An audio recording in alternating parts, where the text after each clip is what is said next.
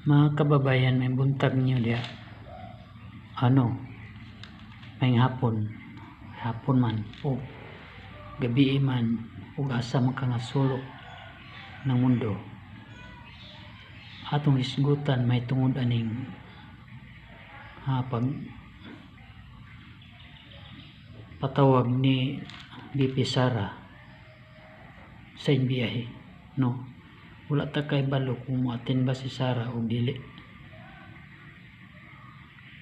Una mga kababayan, ato may hinumduman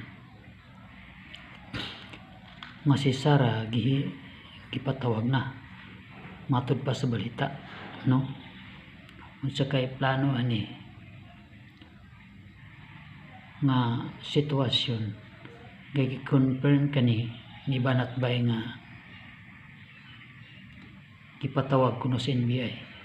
Siguro muna kini ang tong Sabina nga gipadala siya kinahanglan tubangon. Muna mga kababayan, imong nakita ug atong nakita karon, no? Nga gilitis gid sila sa atong administrasyon, murag paniwaan gid sila nga makasuhan mo nang atong tanahon sa sunod nga hakbang nini. Mga kababayan, kamo nga nakaibalo diya nga unta usamot gini siya mga kababayan nga ang tao mag-umido. Wala ta kabalo sa botsonan kung unsay mahitabo, kung unsay kuan sa mga tao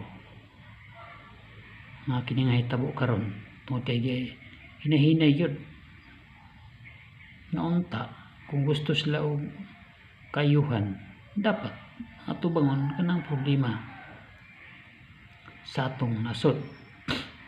Labi ng China karon na una ang atubangon ug kaning ekonomiya ug kaning bugas nga barato o papalaliton mo unta ni apan kani karon nga panahon mga kababayan ato lang sundan kini o sige mahitabo tungod kay ilag yung gipaninguha unsa gid ang ilang plano sa kinabuhi nila sa admin.